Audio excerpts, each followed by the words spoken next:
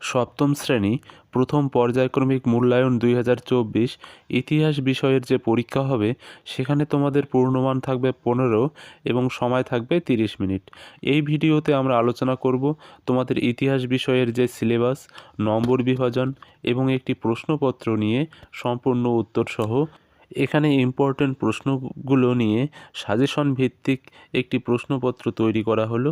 তোমরা সম্পূর্ণ ভিডিওটা দেখো, তাহলে তোমাদের বুঝতে খুব সুবিধা হবে যে প্রথম পর্যায়ক্রমিক মূল্যায়নের জন্য তোমরা কিভাবে প্রিপারেশন নেবে। তো চলো আমরা প্রথমে তোমাদের সিলেবাসটা দেখে নেই যে কোন কোন অধ্যায়গুলো প্রথম পর্যায়ক্রমিক মূল্যায়নে থাকবে। তোমাদের প্রথম পর্যায়ক্রমিক মূল্যায়নের যে সিলেবাস, সেখানে তোমাদের পাঠ্য বইয়ের 2 নম্বর অধ্যায় ভারতের রাজনৈতিক ইতিহাসের কয়েকটি ধারা এবং 3 নম্বর অধ্যায় ভারতের সমাজ, অর্থনীতি ও সংস্কৃতির কয়েকটি ধারা, এই দুইটি অধ্যায় থেকেই তোমাদের এই 15 নম্বরের পরীক্ষা হবে। তো চলো এবার এই দুইটা অধ্যায়ের কোন অধ্যায় থেকে কত নম্বরের প্রশ্ন কটা করে থাকবে সেই নম্বর বিভাজনটা, অর্থাৎ নম্বরের যে ভাগ অধ্যায় ভিত্তিক, সেটা আগে তোমরা দেখে নাও। তোমাদের যে নম্বর বিভাজন সেটা হচ্ছে 2 নম্বর যে অধ্যায় আছে তোমাদের ভারতের রাজনৈতিক ইতিহাসের কয়েকটি ধারা, এখান থেকে এমসিকিউ প্রশ্ন থাকবে 2টা, শর্ট প্রশ্ন থাকবে 1 নম্বরই প্রশ্ন থাকবে একটা।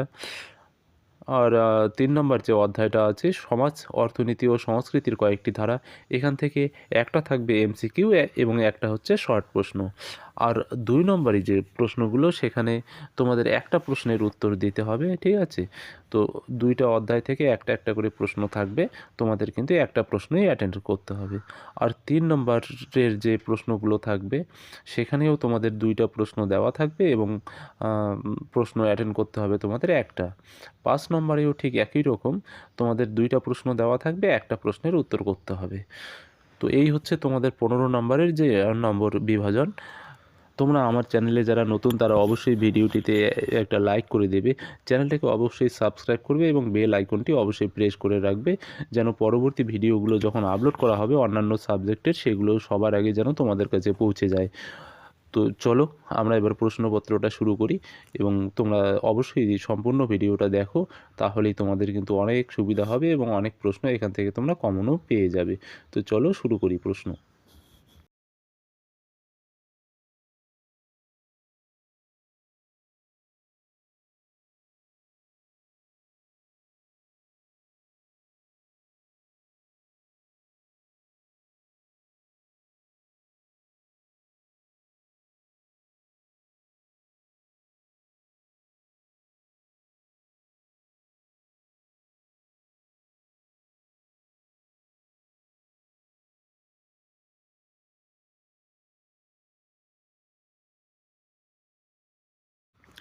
একের দাগের প্রশ্ন, সঠিক উত্তরটি বেছে নাও। যে কোনো 3টি প্রশ্নের উত্তর করতে হবে এখানে তোমাদের, প্রত্যেকটা প্রশ্নের মান হচ্ছে 1 করে।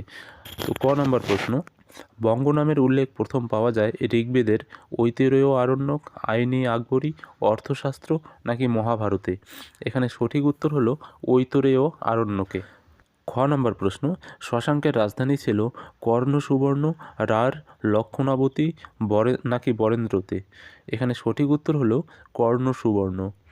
গ নম্বর প্রশ্ন, সকলোত্তর পথনাথ উপাধি ছিল শশাঙ্কের, হর্ষবর্ধনের, ধর্মপালের নাকি রামপালের? এখানে সঠিক উত্তর হলো হর্ষবর্ধনের। তো এখানে যদিও তোমাদের 3টা প্রশ্নের উত্তর করতে হবে, আমি প্রতিটি অধ্যায় থেকেই 3টা করে প্রশ্ন দিয়ে রাখলাম, ঠিক আছে? অর্থাৎ 6টা প্রশ্ন দিয়ে রাখলাম, তোমাদের 3টা প্রশ্নেরই উত্তর করতে হবে। প্রশ্নগুলো এগুলো কিন্তু খুবই ইম্পর্টেন্ট, তোমরা অবশ্যই দেখে নাও।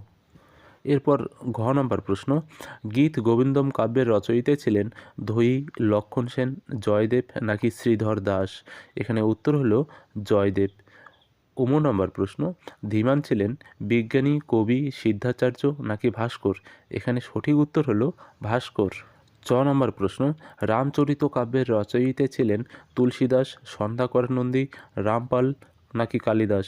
এখানে সঠিক উত্তর হলো সন্ধ্যাকর নন্দী। তো এই প্রশ্নগুলোই কিন্তু ঘুরে ফিরে বারবার আসে, তোমরা অবশ্যই দেখে নাও সম্পূর্ণ প্রশ্নগুলো। এরপর 2 দাগের প্রশ্ন, নিচের প্রশ্নগুলির একটি বাক্যে উত্তর দাও। এখানে 2টা প্রশ্নের উত্তর করতে হবে। ক নম্বর প্রশ্ন, অর্থশাস্ত্রের রচয়িতা কে ছিলেন? এখানে উত্তর হলো কৌটিল্য। খ নম্বর প্রশ্ন, খলিফা শব্দের অর্থ কী? উত্তর হলো প্রতিনিধি বা উত্তরাধিকারী। গ নম্বর প্রশ্ন, কে দিল্লিতে সুলতানি শাসন প্রতিষ্ঠা করেন? এখানে উত্তর হলো কুতুব উদ্দিন আইবক। ঘ নম্বর প্রশ্ন, চোল রাজ্যের প্রদেশকে কি বলা হতো? উত্তর হলো মণ্ডলম।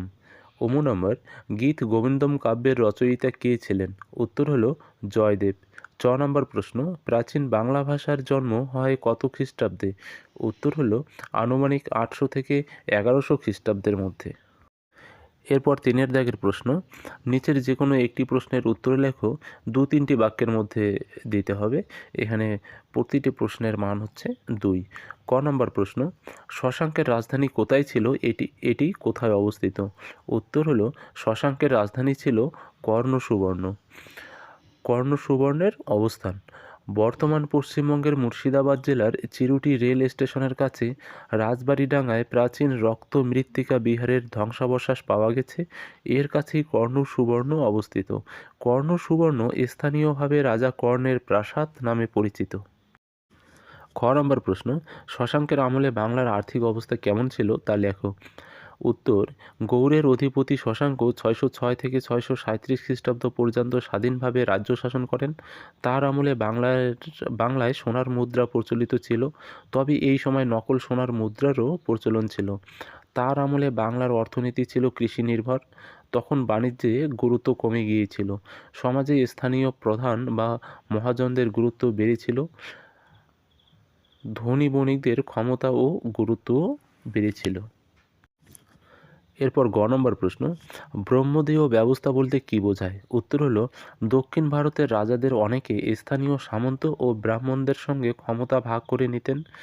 অনেক সময় রাজা ব্রাহ্মণদের জমি দান করতেন। ব্রাহ্মণরা অনাবাদি জমি ও জঙ্গল পরিষ্কার করে নতুন জনবসতি তৈরি করতেন। রাজা ব্রাহ্মণদের যে জমি দিতেন তার জন্য ব্রাহ্মণদের কর দিতে হতো না।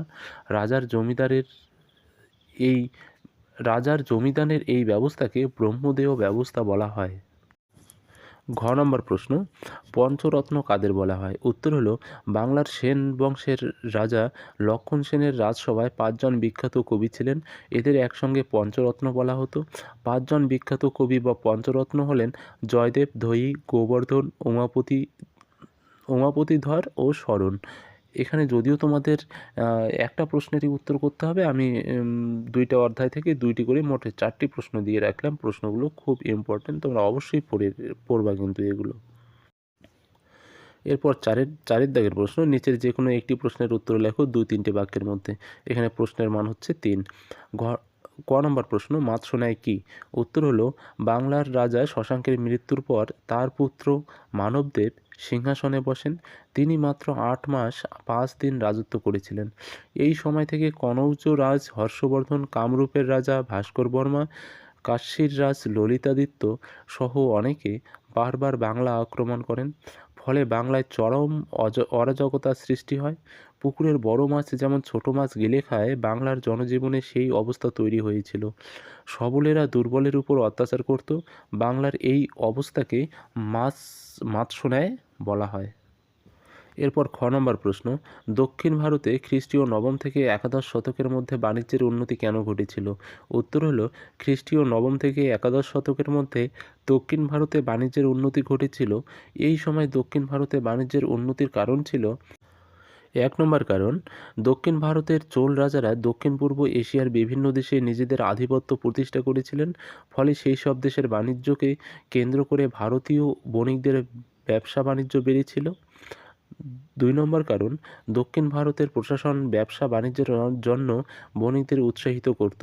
নগরম নামে একটি পরিষদ ছিল যার কাজ ছিল ব্যবসায়ীদের স্বার্থ ও তাদের বিভিন্ন সমস্যার মোকাবিলা করা। এরপর 5 দাগের প্রশ্ন, নিচের যে কোনো একটি প্রশ্নের উত্তর লেখো 8-10টি বাক্যের মধ্যে। এখানে প্রশ্নের মান হচ্ছে 5। ক নম্বর প্রশ্ন, ভারতের সামন্ত ব্যবস্থার ছবি আঁকতে গেলে কেন তা একখানা ত্রিভুজের মতো দেখায়? এই ব্যবস্থায় সামন্তরা কীভাবে জীবিকা নির্বাহ করত? খ নম্বর প্রশ্ন, দক্ষিণ ভারতে চোল শক্তির উত্থানের পটভূমি বিশ্লেষণ করো। কোন কোন অঞ্চল চোল রাজ্যের অন্তর্ভুক্ত ছিল? তো দেখো, আমি এই ভিডিওতে এই বড় যে প্রশ্নগুলোর উত্তর এগুলো এখানে আলোচনা করলাম না। এর পরবর্তী ভিডিওতে আমি এই প্রশ্নগুলোর উত্তরগুলো নিয়ে আলোচনা করব। তো তোমরা যারা চ্যানেলটিকে এখনও সাবস্ক্রাইব করোনি অবশ্যই সাবস্ক্রাইব করে রাখো। আজকে ভিডিওটা এই পর্যন্তই। বাই।